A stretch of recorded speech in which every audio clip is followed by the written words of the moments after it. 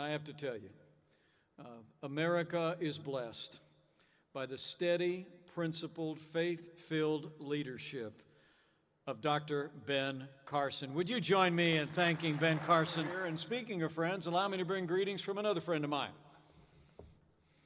a man who I can tell you firsthand has fought to keep the promises that he's made to people of faith, people dedicated to family, people who believe in freedom every single day the last 3.5 years. I bring greetings from the 45th President of the United States of America, President Donald Trump.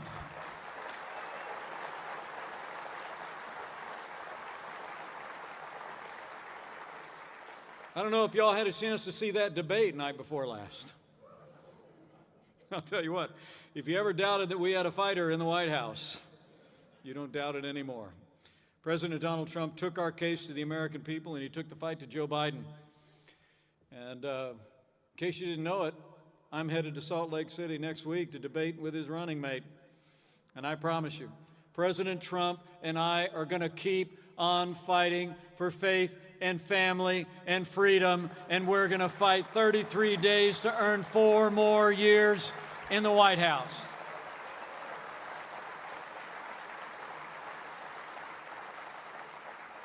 And we're going to tell our story. And I challenge each and every one of you to do the same. Because we've got an incredible story to tell about what we've accomplished for this country. I mean, the truth is, President Trump has literally kept the promises that he's made to the people of Iowa and all the states so well represented here at the Family Leader. But think about it. 4 years ago, we inherited a military that had been hollowed out by devastating budget cuts, an economy struggling to break out of the slowest economic recovery since the Great Depression.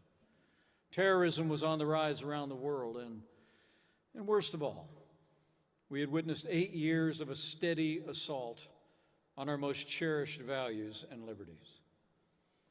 And I'm here to tell you, 3.5 years on from when the people of Iowa said yes to President Donald Trump, I couldn't be more proud to report, not just as your vice president, but as the father of a Marine and the proud father-in-law of a United States Navy pilot, we rebuilt our military.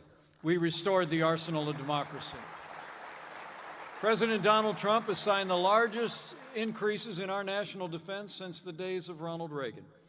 And we're finally giving our soldiers, sailors, airmen, Marines, and Space Force the resources and the support that they need to defend this land of freedom. But President Donald Trump has put the security of America first. And in our first 3 years, our president also took decisive action to revive the American economy. Where Joe Biden has plans to raise taxes across the board, President Donald Trump has cut taxes for small businesses and large, cut taxes for working families. We rolled back in those first 3 years more federal red tape already than any president in American history. We unleashed American energy. We fought for free and fair trade. And in just 3 short years, businesses large and small created more than 7 million good-paying jobs, including nearly 12,000 jobs right here in Iowa. So it's been about security. It's been about prosperity in these first 3 years. And every step of the way, your president and our administration have stood for the rule of law and the principles we cherish. So I stand before you today. We've seen confirmed more than 230 conservative judges to our federal courts at every level, and I can tell you, they are all men and women who will uphold the God-given liberties enshrined in our Constitution, like the freedom of speech, the freedom of religion, and the Second Amendment right to keep and bear arms.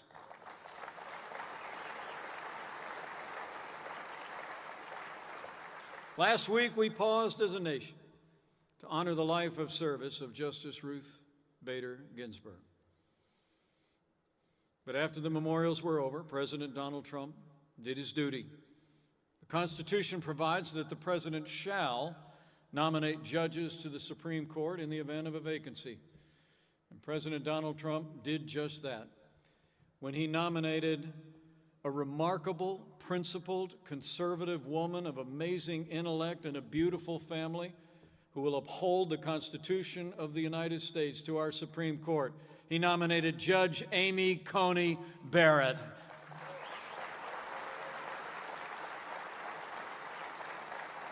Two days ago, I had the privilege of escorting Judge Barrett to the United States Senate, and she's on Capitol Hill all this week, meeting with members of the Senate. We challenged Democrats in the Senate to provide Judge Barrett with a respectful and dignified hearing and to give America the kind of confirmation process the American people deserve. But we have reason to be concerned. You all remember her last confirmation hearing just a few short years ago, when she was nominated to the Court of Appeals. During Judge Barrett's confirmation hearing, the Democrat chairman of the Judiciary Committee criticized her Catholic faith, saying that, quote, "the dogma lives loudly within you." And Hollywood elites have already begun to criticize her and her family for their commitment to their faith. Well, I got news for the Democrats and the Hollywood elites. That dogma lives loudly in me. That dogma lives loudly in hundreds of millions of Americans. And every American who cherishes faith has the right to live and work and worship according to the dictates of our faith and conscience enshrined in the Constitution of the United States.